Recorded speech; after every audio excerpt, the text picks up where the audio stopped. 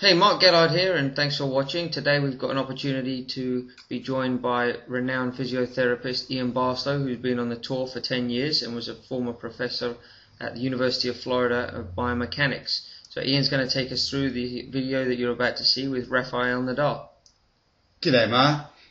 Here we see Rafa, and he's about to start working on some external rotation. This strengthens the rotator cuff, particularly the weaker muscles, the teres minor and infraspinatus. And Rafa really is emphasizing this to protect his shoulder when he's serving, obviously.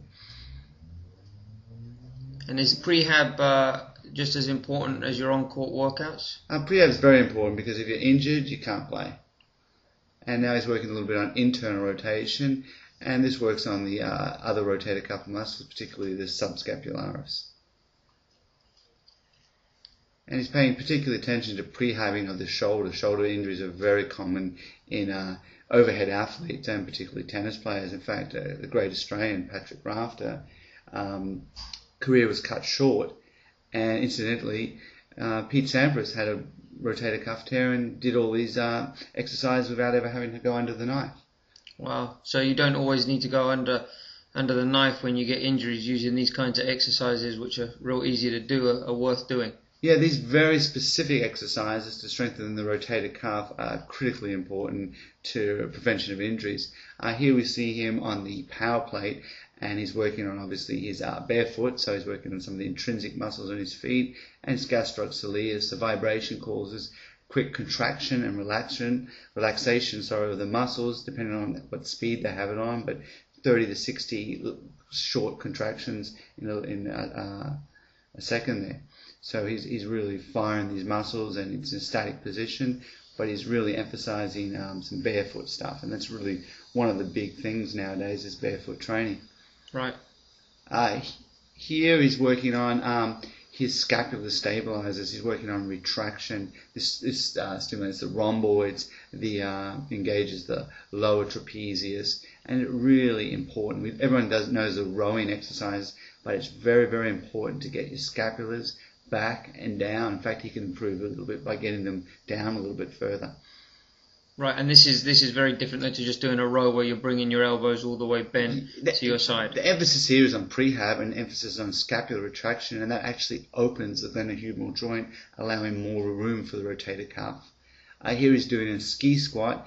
He's trying to stimulate obviously the quads and the hamstrings. Down in this position we stimulate the VMO. Again, the vibration causes the destabilization and facilitates and engages more of the muscle fibers. Now he's going to go work on external rotation again at the 90-90 position. He's really hitting these external rotators, the teres minor and infraspinatus, because these are the primary muscles that we need to strengthen to protect our shoulders.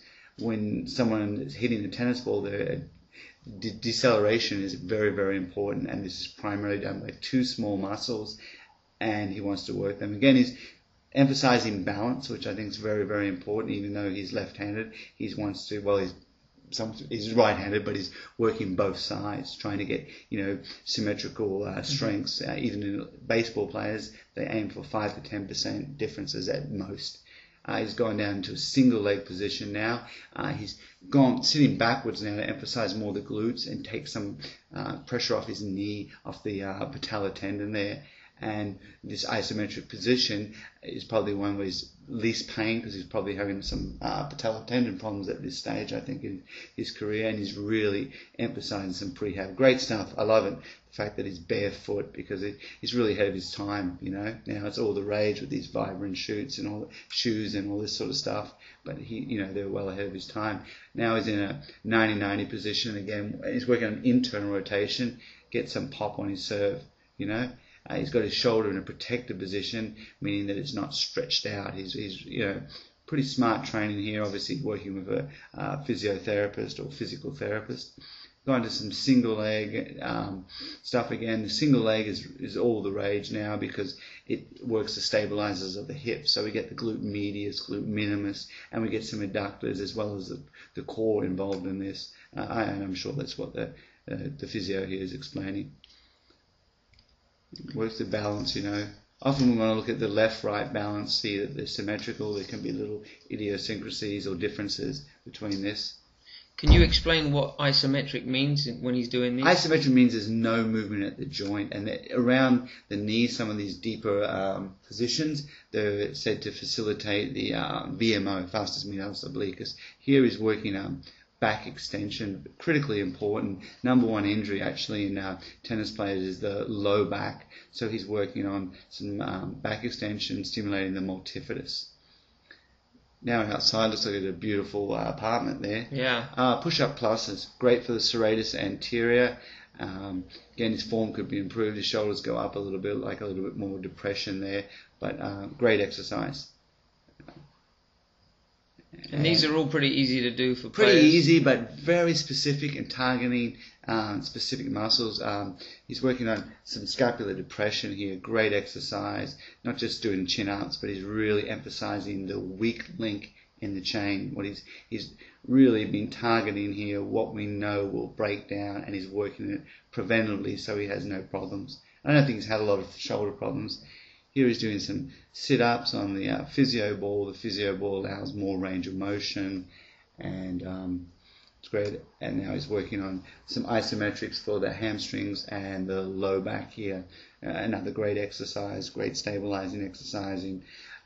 Here we've got a plank position with some rotation, which really works the obliques and the serratus anterior. And tennis has a lot of rotation. That would look like a bit like a backhand there, but it could be a little bit more stable. That probably has a reason for doing this. I'm sure he has, multi-million-dollar athlete, probably has some pretty good physios. Yeah, I'm sure. Has a reason for everything usually. Yeah, he's stretching this out. I don't think this video is in sequence, but he's stretching out his iliopsoas there. He's really working on his hip flexors and again, specific. Usually they might do this in the start and the dynamic warm-up or at the very, very end, but I think they've just cut and pasted this video a little bit, Now he's working on some power exercises, getting the obliques and trying to get some snap from his trunk, and again, working from balance, left and right side. Typically power exercises are done in the start after your dynamic warm-up and your pre-hab. So here he goes. He has to be very good not to throw it overboard there. And he's just working on some power. Now this is going to get his abdominals a little bit more. So he's, and now he's going into just some forehand backhands or, backhand forehands really in his case. Nice loose arm at the finish, and works on tennis specific. I don't think he can throw it too hard again, or it'll be killing someone downstairs. That would be a good time for the partner not to drop the ball there. Yeah, he's younger here, as you can see, but you can see pre-hab was very, very important, early on. And I think he's carried this on every time I've seen him train. He really works a lot on pre-hab. Ian, thanks very much for the help. That was great.